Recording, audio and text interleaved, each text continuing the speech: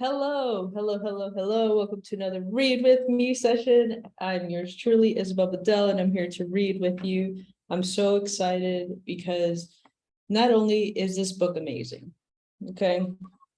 It really is. I'm so happy to end 2022 reading Good to Great. I'm just like, when you order a great meal, when you're out and you just ordered a really great meal, you're like with a couple of your friends or family or whatever, and then they order their meals and you look at their meal, but you're like, you know what I ordered? It's exactly what I wanted. It's exactly what I really wanted. So I'm very happy about it. That's exactly how I feel about this book. This is exactly how I feel about where this entire year has taken me and how it has taken just my vision, my understanding, my awareness, my overall consciousness. And I'm excited to actually share it with you. And if you don't know who I am, my name is Isabel Bedell. I have absolutely nothing to sell you. I'm one of the founders here at Billionaireette, and I'm here to actually share with you that we are on a mission to impact the lives of 4 billion souls all over the world through personal and financial freedom. This particular channel where I am doing Read With Me is focused on financial freedom. It does cover a lot of personal freedom, just, because, financial freedom, they all correlate with one another. But if you're interested in more dynamic personal freedom books, go check out the other playlist by Vanessa Black, the love of my life, and also the co-founder of Billionaireette. Check it out. She's reading Daring Greatly by Brene Brown. Such an amazing book too, by the way.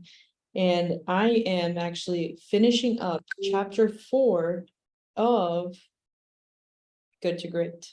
So part 1 of chapter 4, I mean,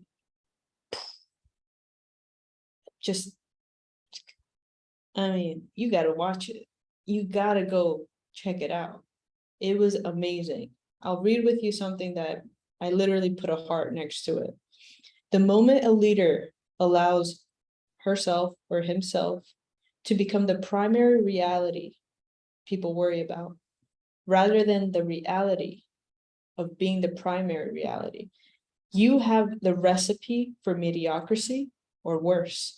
This is one of the key reasons why less charismatic leaders often produce better long-term results than their more charismatic counterparts. Sometimes when you are the face of the company and you are just mouthing, just like, I want to do this, I want to do that, this is how we can do it, you can change your life, this is how you do it. But there's no real foundation being built, or there's no real work being pushed towards what it is that you're saying, or you can't really back up what you're talking about. Crumble to the ground. When a whole company is just focused on you and you are literally the show, I'm sorry to tell you, that's not a real company. You're just a voice. We're all voices. A real company is allowing yourself to be the leader, which brings on a whole level of responsibility. You being able to own that responsibility and give other opportunities to other leaders so they can run the company, with you being the forefront of it. This book will transform you if you are currently running a company. If you consider yourself an entrepreneur, if you consider yourself a business owner, if you consider yourself even a spouse, I feel like this really helps build a foundation to, getting on the same page with your partner, with your spouse, with anyone that you care deeply about. Okay. And you guys are going on the same path together. If you understand the roles, then you're able to really just take things to the next level, because you can trust the other person is doing what they need to be doing. We're going to get into a heavy topic, and I just wanted to frame this so you can understand where this is going. Okay, we're going to be talking about a climate where the truth is heard. And this is where I think people might get triggered. Okay, this is where I feel like people that feel like they're playing at a high level will realize that they're not playing at all. They're kind of still in the sidelines, thinking that they're in the game, but they just got like the nosebleed seats and they think that they're part of the show when they're not. So I just wanted to frame this up for you. Let's get into it, shall we? Okay. A climate where the truth is heard. Now, you might be wondering, how do you motivate people with brutal facts? Doesn't motivation flow chiefly from a compelling vision? The answer, surprisingly, is no. No, not because the vision is unimportant, but because expanding energy, trying to motivate people, is largely a waste of time. One of the dominant themes that runs throughout this book is that if you successfully implement its findings, you will not need to spend time and energy motivating people. You have the right people on the bus. If you have the right people on the bus, they will be self-motivated. The real question then becomes, how do you manage in such a way as not to demotivate people? And one of the single most demotivating actions you can take is to hold out false hopes, soon to be swept away by events. I'm telling you, if you're grasping this, it might trigger something. This requires to put on your big girl boots on, you know what I mean? So with that in mind, yes, leadership is about vision, but leadership is equally about creating a climate where the truth is heard and the brutal facts confronted. There's a huge difference between the opportunity to have your say and the opportunity to be heard. The good to great leaders understood the distinction, creating a culture wherein the people had a tremendous opportunity to be heard and ultimately for the truth to be heard. A lot of circles on this one. How do you create a climate where the truth is heard? We offer 4 basic facts. Number 1, lead with questions, not answers. In 1973, 1 year after he assumed CEO responsibility from his father, Alan Wurtzel company stood at the brink of bankruptcy, dangerously close to violation of its loan agreements. And at the time, the company, then named Ward's, not to be confused with Montgomery Ward, was a hodgepodge of appliance and hi-fi stores with no unifying concept. Over the next 10 years, Wurtzel and his team not only turned the company around, but also created the Circuit City concept and laid the foundations for a stunning record of results, beating the market 22 times from its transition date in 1982 to January 1st, 2000. When Alan Wurtzel started the long transfers from near bankruptcy to these stellar results, he began with a remarkable answer to the question of where to take the company. I don't know. Unlike leaders such as Roy Ash and of Addressograph, this name is terrible. Addressograph. Like, who the hell names a company Addressograph? Anyways, Wurtzel, whatever, he resisted the urge to walk in the answer. Instead, once he put the right people on the bus, he began not with answers, but with questions. Alan was a real spark, said a board member. He had an ability to ask questions that were just marvelous. We had some wonderful debates in the boardroom. It was never just a dog and pony show where we would just listen and then go to lunch. Indeed, Wurtzel stands as one of the few CEOs in a large corporation who put more questions to his board members than they put to him. He used the same approach with his executive team, constantly pushing and probing and prodding with questions. Each step along the way, Wurtzel would keep asking questions until he had a clear picture of reality and its implications. They used to call me the prosecutor because I would hone in on a question, said Wurtzel. And like a bulldog, I wouldn't let go until I understood why. Wurtzel leaders in each of the good to great transitions operated with a somewhat Socratic style. Furthermore, they used questions for one and only one reason: to gain understanding. They didn't use questions as a form of manipulation. Don't you agree with me on that? That's a form of manipulation. Or as a way to blame or put others down, such as, why did you mess this up? I would never. When we asked the executives about their management team meeting during the transition era, they said that they spent much of the time just trying to understand. The good to great leaders made particularly good use of informal meetings where they meet with groups of managers and employees with no script, agenda, or set of actions to discuss. Instead, they would start with questions like, so what's on your mind? Can you tell me about that? Can you help me understand? What would we be worried about? These non-agenda meetings became a forum where current realities tended to bubble to the surface. Leading from good to great does not mean coming up with answers and then motivating everyone to follow your messianic vision. It means having the humility to grasp the fact that you do not yet understand enough to have the answers, and then to ask questions that will lead to the best possible insights. That's why, okay, I want to just unpack this really quickly just so it makes context reality for me, okay?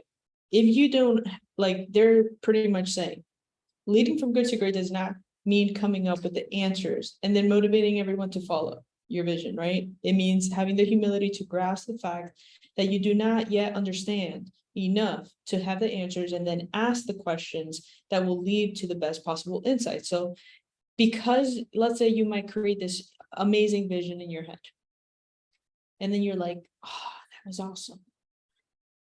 If you think that just by doing that, everyone will just jump on board and do exactly what you need them to do, then that's not leadership. What leadership is being able to say, okay, I have this vision. What do you think about this? How would you go about this?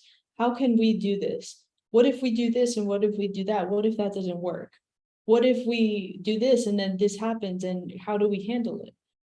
Thinking 5 steps, 10 steps ahead. Now, if you're asking, okay, this is where it's very important to understand the people on the bus, the who is on your bus. If you don't have the who, and you're asking all these questions, and it's to people that shouldn't be on your bus, that bus is going to be directed into some pit somewhere, some deep hole that you might not get out of. So because it's so important to ask questions, it's even more important who you ask those questions to, and to only take advice of from those that you trust, and they have some kind of credibility towards. That's why the who is so important. Very important. Number 2, okay, out of the 4 best practices, number 2, engage in dialogue and debate, not coercion. Okay. In 1965, you could hardly find a company more awful than Nuker. Oh, what a name. It had only one division that made money. Everything else drained cash. It had no culture to be proud of. It had no consistent direction. It was on the verge of bankruptcy. And at the time, Nuker was officially known as the Nuclear Corporation of America, reflecting its orientation to nuclear energy products, including the scintillation probe. Yes, they really named it that. Used for radiation measurement. It had acquired a series of unrelated businesses in such arenas as semiconductor supplies, rare earth materials, electrostatic office copiers, and roof joists. At the start of its transformation in 1965, Nuker did not manufacture 1 ounce of steel, nor did it make a penny of profit. 30 years later, Nuker stood as the 4th largest steel maker in the world, and by 1999, made greater annual profits than any other American steel company. How did Nuker transition from the utterly awful Nuclear Corporation of America into perhaps the best steel company in America? First, Nuker benefited from the emergence of a level 5 leader, Ken Iverson, promoted to CEO from general manager of the joist division. Second, Iverson got the right people on the bus, building a remarkable team of people like Sam Siegel, described from one of his colleagues as the best money manager in the world, aka the magician, and David Aycock, an operations genius. Wow. So money in operations. And then what?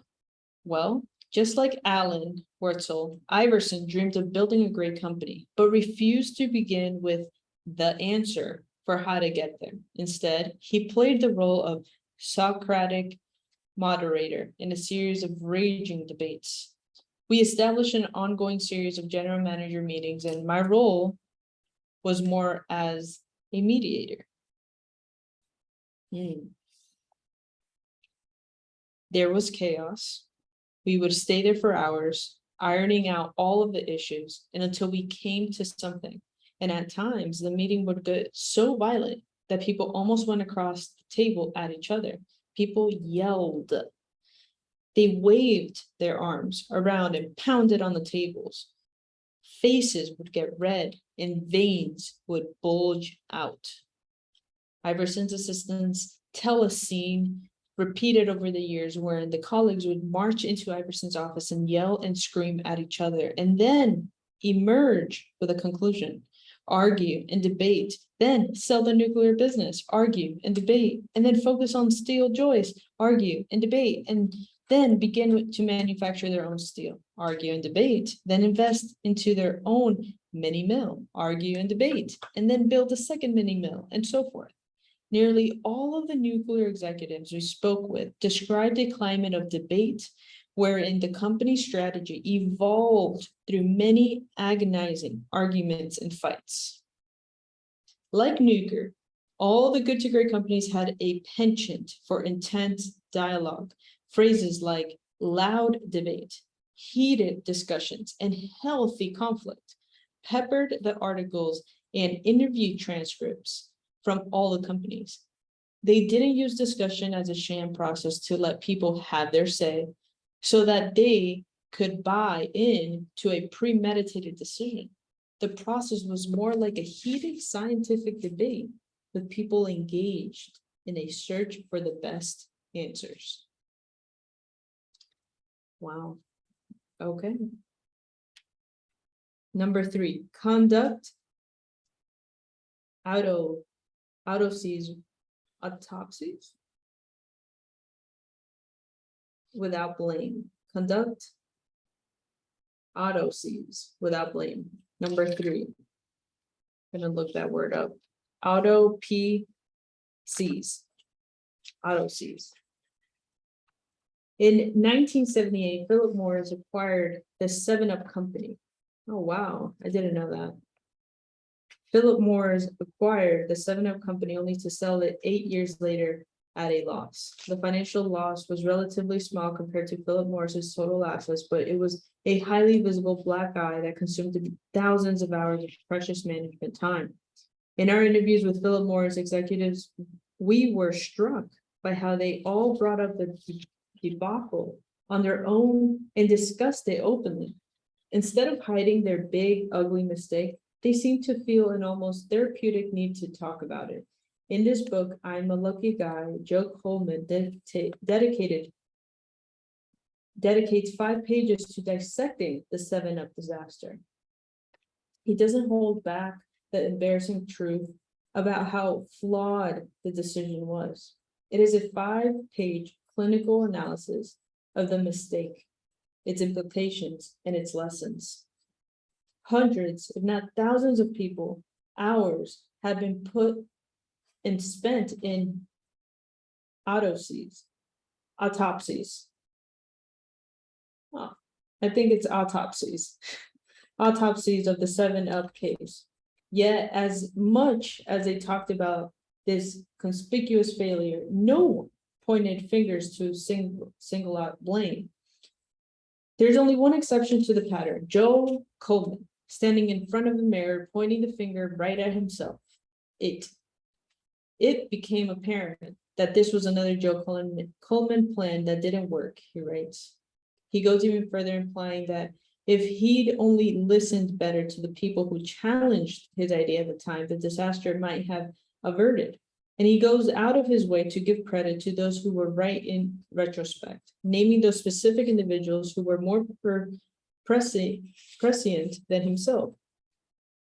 In an era when leaders go to great lengths to preserve their image of their own track record, stepping forth to claim credit about how they were visionary when their colleagues were not, but finding others to blame when their decisions go awry, it is quite refreshing to come across Coleman. He set the tone: I will take responsibility for this bad decision, but we will all take the responsibility for extracting the maximum learning from the tuition we've paid. When you conduct autopsies without blame, you go a long way toward creating a climate where the truth is heard. If you have the right people on the bus, you should almost never need to assign blame, but need only to search for understanding and learning. Oh, beautiful. Build red flags. This is number 4. We live in an information age when those with more and better information supposedly have an advantage. And if you look across the rise and fall of organizations, however, you will rarely find companies stumbling because they lacked information. Bethlehem Steel executives had known for years about the threat of the mini mill companies like Nucor. They paid little attention until they woke up one day to discover large chunks of the market share had been taken away. Upjohn had plenty of information that indicated some of its forthcoming products would fail to deliver anticipated results, or worse, had potentially serious side effects, and yet it often ignored those problems. And with missing safety concerns about Halcyon had become virtual company policy. In any other case, when Upjohn found itself under fire, it framed its problems at adverse publicity, and rather than confronting the truth of its own shortcomings, executives at Bank of America had plenty of information about the realities of deregulation, yet they failed to confront the one big implication of those realities. In a deregulated world, banking would be a commodity, and the old perks of genteel traditions of banking would be gone forever. Not until it had lost 1.8 billion did Bank of America fully accept this fact. In contrast, Carl Reichert of Wells Fargo, called the ultimate realist by his predecessor, hit the brutal facts of deregulation head on.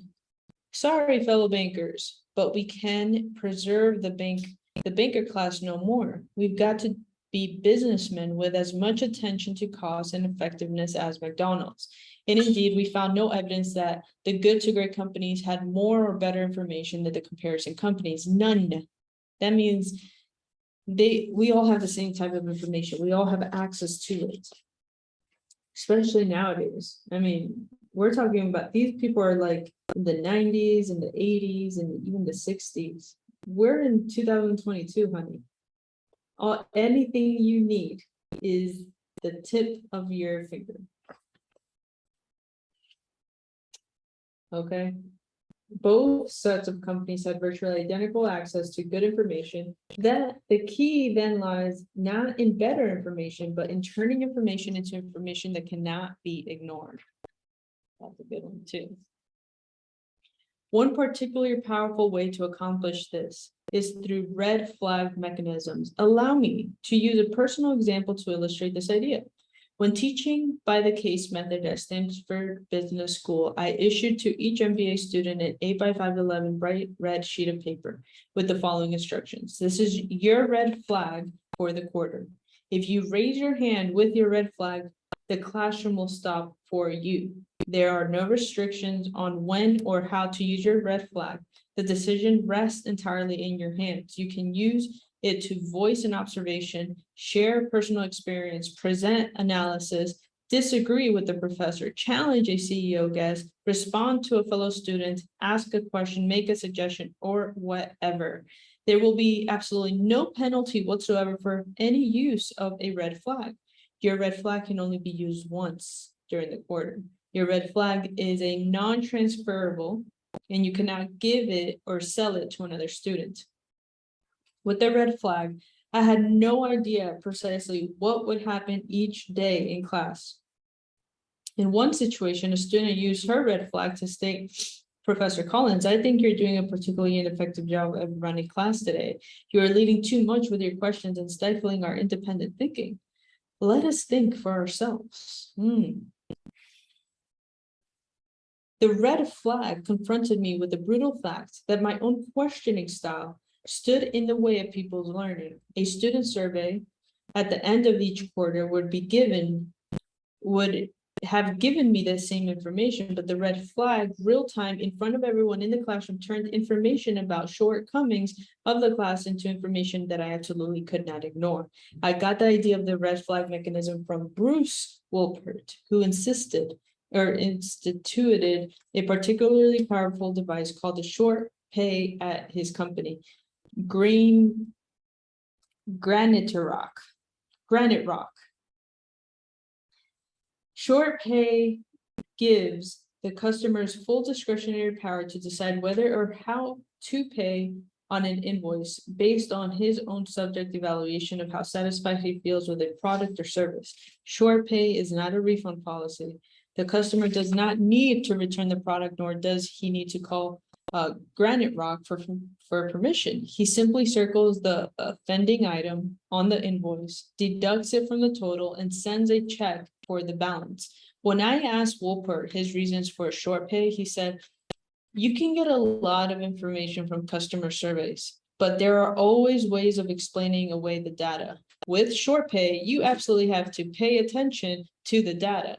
You often don't know that a customer is upset until you lose that customer entirely. Ooh. Wow. Short pay acts as an early warning system that forces us to adjust quickly long before we would lose that customer. To be clear, we did not generally find red flag mechanisms as vivid and dramatic as short pay in the good to great companies. And nonetheless, I've decided to include this idea here at the urging of research assistant Lane Herna, who helped me systematically research and collate mechanisms across companies for a different research project, makes the compelling argument that if you're fully developed level 5 leader, you might not even need red flag mechanisms, because if you are not a yet level 5 leader, or if you suffer the liability of charisma, red flag mechanisms gives you a practical and useful tool for turning information into information that cannot be ignored, and for creating a climate where the truth is heard. Indeed. That was a good way to put it. Unwavering faith amid the brutal facts. When Procter & Gamble invaded the paper-based consumer business in the late 1960s, Scott Paper, when the leader, simply resigned itself to second place without a fight and began looking for ways to diversify. The company had a meeting for analysts in 1971 that was one of the most depressing I've ever attended. Management essentially threw in the towel and said, we've been had. The once proud company began to look at its competition and say, here's how we stack up against the best. Oh, well, at least there are people in the business worse than we are. And instead of figuring out how to get back on the offensive,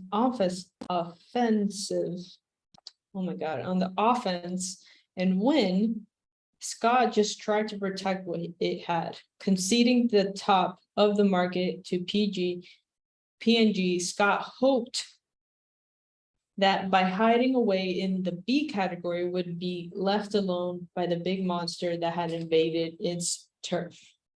Can you guess who it was? Kimberly Clark, on the other hand. Kimberly Clark, remember this one? Viewed competing against Procter & Gamble not as a liability, but as an asset. Darwin Smith and his team felt exhilarated by the idea of going up against the best, seeing it as an opportunity to make Kimberly Clark better and stronger. They also viewed it as a way to stimulate the competitive juices of Kimberly people at all levels. At an integral gathering, Darwin Smith stood up and started his talk by saying, "Okay, I want everyone to rise in a moment of silence." Everyone looked around, wondering what Darwin was up to, and they asked, "Did someone die?" And so, after a moment of confusion, they all stood up and stared at their shoes in relevant silence. And after an appropriate pause, Smith looked out at the group and said in a somber tone, "That was a moment of silence for P&G." The place went bananas. Blair White, a director who witnessed the incident, said he had everyone wound up in a thing all up and down the company, right down to the plant floor. We were taking on Goliath. Later, Wayne Sanders, Smith's successor, described to us the incredible benefit of competing against the best. Could we have a better adversary than P&G? Not a chance. I say that because we respect them so much. They are bigger than we are. They are very talented. They are great at marketing. They beat the hell out of every one of their competitors except one, Kimberly Clark. That is one of the best things that makes us so proud. Scott's paper and Kimberly Clark's offering differing reactions to P&G brings us to a vital point. In confronting the brutal facts, the good to great companies left themselves stronger and more resilient, not weaker and more dispirited. There is a sense of exhilaration that comes in facing head on the hard truths and saying, we will never give up, we will never capitulate, and it will take a long time, but we will find a way to prevail.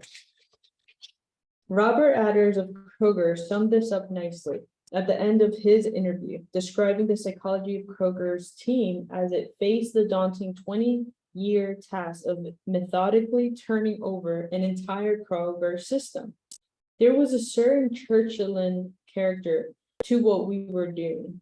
We had a very strong will to live, the sense that we are Kroger. Kroger was here before and will be here long after we are gone. And by God, we are going to win this thing. It might take us 100 years, but we will persist for 100 years. And if that's what it takes, that's what it is. Throughout our research, we were continuously reminded of the hardness. Research studies done by the International Committee for the Study of Victimization. These studies looked at the people who had suffered serious adversity, cancer patients, prisoners of war, accident victims, and so forth, and survived. They found that these people fell generally into three categories: those who were permanently disrupted by the event, those who got their life back to normal, and those who used that experience as a defining event that made them stronger. The good to great companies were like those in the third group with the hardness factor. That's beautiful. That's beautiful. When Fannie Mae began its transition in the early 1980s, almost no one gave it high odds for success, much less for greatness. Fannie Mae had $56 billion of loans that were losing money. It received about 9% interest on its mortgage portfolio, but had to pay up to 15% the debt it issued. Multiplying that difference times 56 billion, and you get a very large negative number.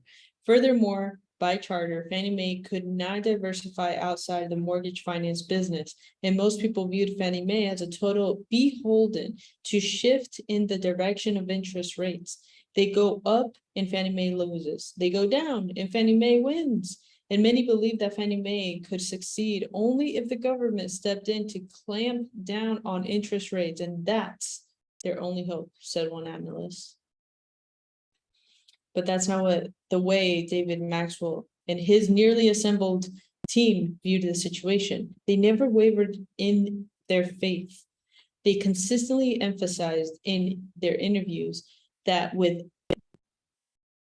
us, that they never had the goal to merely survive, but to prevail in the end as a great company. Yet the interest spread was a brutal fact that was not going to magically disappear. Fannie Mae had no choice but to become the best capital markets player in the world at managing mortgage interest risk.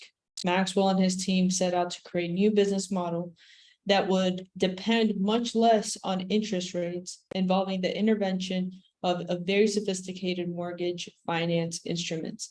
Most analysts responded with derision. When you've got $56 billion worth of loans in place and underwater, talking about new programs is a joke, said one. That's like Chrysler going into the aircraft business. After completing my interview with David Maxwell, I asked how he and his team dealt with the naysayers during those dark days. And it was never really an issue internally, he said. Of course, we had to stop doing a lot of the stupid things, and we had to invent a completely new set of financial devices, but we never entertained the possibility that we would fail. We were going to use the calamity as an opportunity to remake Fannie Mae into a great company. During a research meeting, a team member commented that Fannie Mae reminded her of an old television show, The $6 Million Man, with Lee Majors. The pretext of the series is that an astronaut suffers a series of crash while testing a moon landing craft over a southwestern desert. Instead of just trying to save the patient, doctors completely redesigned him into a superhuman cyborg, installing atomic-powered robotic devices such as a powerful left eye and mechanism limbs.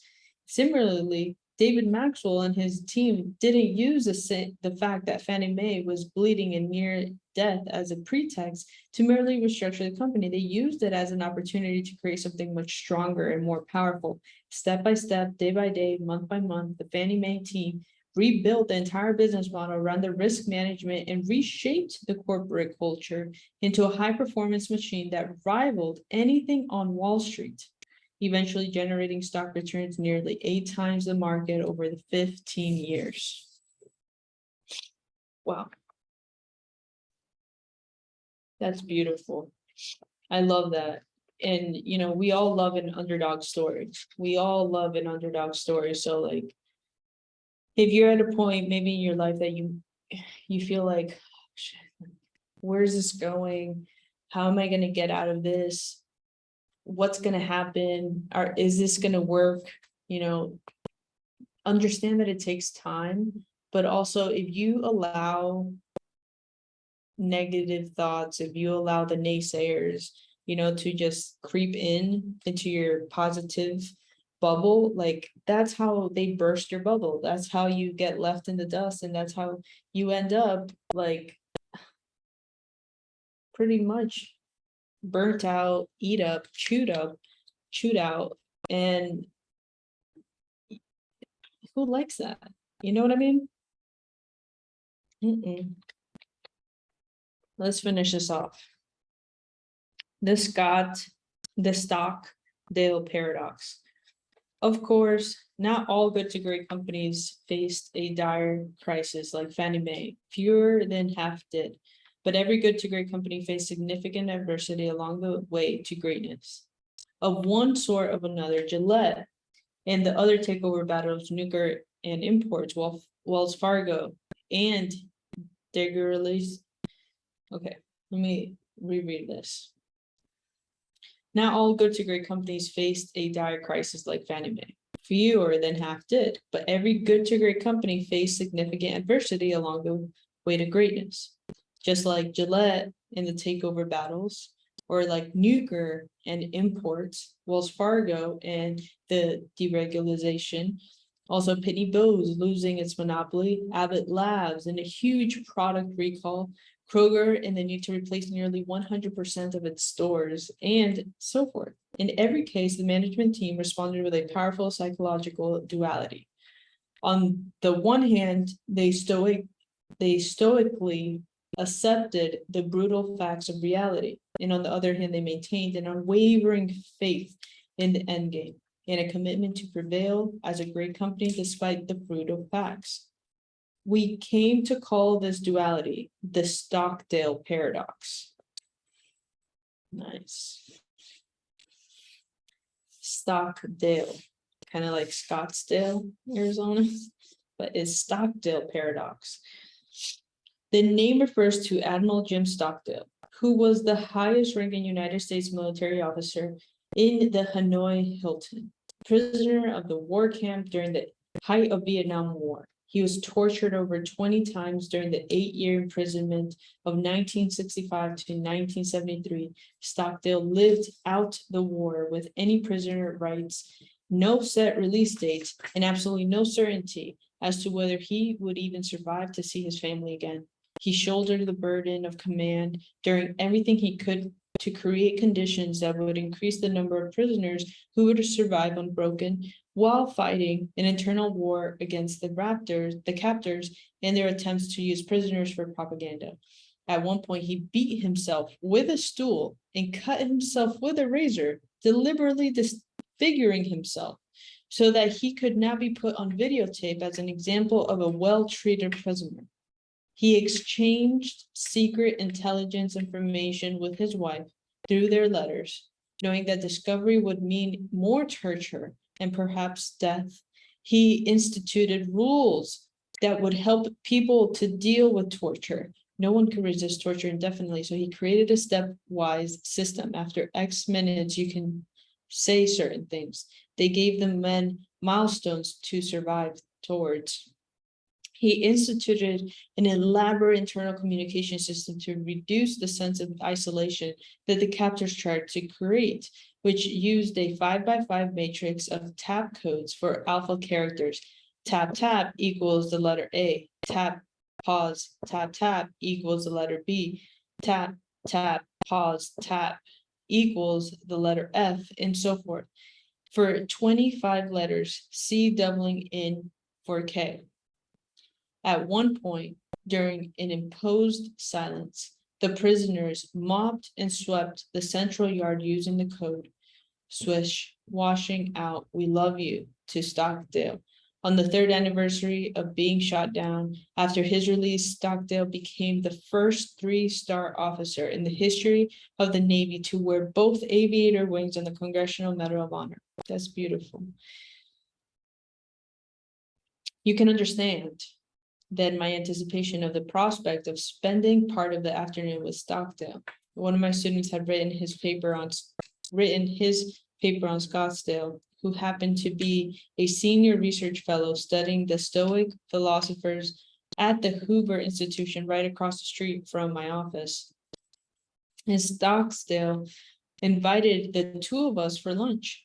In preparation, I read In Love and War, the book Stockdale and his wife had written in alternating chapters chronicling their experiences during those 8 years. That could be a really nice book to read. As I moved through the book, I found myself getting depressed. I just seemed so bleak. The uncertainty of his fate, the brutality of his captors, and so forth. And then it dawned on me. Here I am, sitting in my warm, comfortable office, looking out over the beautiful Stanford campus on a beautiful Saturday afternoon, and I'm getting depressed reading this. And I know the end of the story. I know that he gets out, reunites with his family, becomes a national hero, and gets to spend later years of his life studying philosophy on this same beautiful campus. And it feels depressing for me. How on earth did he deal with it when he was actually there and did not know the end of the story? Wow. So maybe it's not a book to read, maybe it's a movie to watch. I never lost faith in the end of the story, he said. When I asked him, I never doubted not only that I would get out, but also that I would prevail in the end and turn that experience into a defining event of my life, which in retrospect, I would not trade. When you know, you know, you know. Sure. I didn't say anything for many minutes, and we continued to slow walk towards the faculty club, Stockdale limping, and Ark swinging his stiff leg that had never fully recovered from repeated torture. Finally, after about 100 meters of silence, I asked, who didn't make it out? Well, that's easy, he said, the optimists. The optimists? I don't understand. I said, now I was completely confused, given that he'd said 100 meters earlier. Well, the optimists, the ones, they were the ones who said they were going to get out by Christmas. And Christmas would come and Christmas would go. Then they'd say, we're going to get out by Easter. And Easter would come, Easter would go, and then Thanksgiving, and then it would become Christmas again, and they died of a broken heart. Another long pause and more walking. Then he turned to me and said, this is a very important lesson. You must never confuse faith that you would prevail in the end, which you can never afford to lose, with the discipline to confront the most brutal facts of your current reality, whatever they may be. To this day, I carry a mental image of Stockdale admonishing the optimist, we're not getting out by Christmas, deal with it. That conversation with Admiral Stockdale stayed with me, and in fact had a profound influence on my own development. Life is unfair, sometimes to our advantage, sometimes to our disadvantage. We will all experience disappointments and crushing events somewhere along the way, setbacks for which there is no reason, no one to blame. It might be disease, it might be injury, it might be an accident, it might be losing a loved one, it might be getting swept away in a political shake-up. It might be getting shot down over at Vietnam and thrown into a POW camp for 8 years. What separates people, Stockdale taught me, is not the presence of or absence of difficulty, but how they deal with the inevitable difficulties of life. In wrestling with life's challenges, the Stockdale paradox, you must retain faith that you will prevail in the end, and you must also confront the most brutal facts of your current reality. It has proved powerful for coming back from difficulties, not weakened, but stronger, not just for me, but for all of those who've learned the lesson and tried to apply it. This is what the Stockdale paradox is. You can retain faith that you will prevail in the end, regardless of the difficulties, and that at the same time, you have to confront the most brutal facts of your current reality, whatever they may be. Wow. I love that. I never really considered my walk with Stockdale as part of my research into great companies, categorizing it more as a personal rather than corporate lesson. But as we unraveled the research evidence, I kept coming back to it in my own mind. Finally, one day during a research team meeting, I shared the Stockdale story. There was silence around the table when I finished, and I thought, they must think I'm really out of left field here. Then Dwayne Duffy, a quiet, thoughtful team member who had done the A&P versus Kroger analysis, said, that's exactly what I've been struggling with. I've been trying to get my hands around the essential difference between A&P and Kroger, and that's it.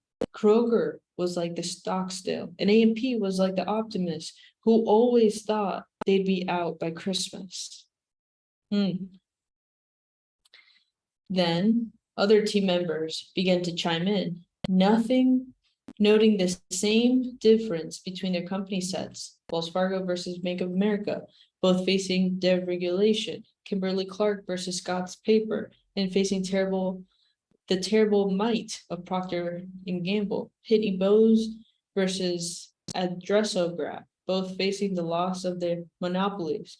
Nuker versus Bethlehem Steel, both facing imports and so forth. They all demonstrated this paradoxical psychological pattern, and we dubbed it to the Stockstill paradox. The Stockstill paradox is a signature of all those who create greatness, be it in leading their own lives or in leading others. Churchill had it during the Second World War. Admiral Stockstill, like Viktor Frankl before him, lived it in a prison camp. And while our good to great companies cannot claim to have experienced either the grandeur of saving the free world or the depth of personal experience of living in the POW camp, they all embrace the Stockstill paradox. It didn't matter how bleak the situation or how stultifying their mediocrity was. They all maintained unwavering faith in that they would not just survive, but they would prevail as a great company. And yet, at the same time, they became relentlessly disciplined at confronting the most brutal facts of their current reality. Like much of what we found in our research, the key elements of greatness are deceptively simple and straightforward. The good to great leaders were able to strip away so much noise and clutter and just focus on the few things that would have great impact. They were able to do so in large part because they operated both sides of the Stockstill paradox, never letting one side overshadow the other. And if you are able to adopt this dual pattern, you will dramatically increase the odds of making a series of good decisions and ultimately discovering a simple yet deeply insightful concept for making the good, really big choices. And once you have that simple unifying concept, you will be very close to making a sustained transition to breakthrough results. And that is the creation of the concept that we now term the breakthrough. Wow. I really love how he ends the chapters, you know? It brings it back into like a human level. You know, sometimes we get so caught up in like companies and how they perform in teams and all that stuff. But at the end of the day, if you look at a company, it's like putting a lot of human beings into creating one superhuman, you know? And then that's what we call a company. Because if a company doesn't run on people, it's like, this is how I envision it. It's like, if a company is made up of like a lot of amazing people, imagine people within a company are like energy molecules. You put all these energy molecules inside, and then inside of that is this like mega human almost thing that walks and talks and creates and maneuvers, but it's all being fueled by the people and the systems and the processes. That's what makes it move. That's what makes it just take things to the next level. So I really enjoyed this chapter. I hope you did too. It gives me a lot to think about. And there's a summary chapters on each chapter. So if you have the physical copy of this book, make sure to look over them. I'm sure they're really, really good, especially since we talked about so much. I love this book so much. I hope you do too. And I'll see you in the next Read With Me session. Talk to you later.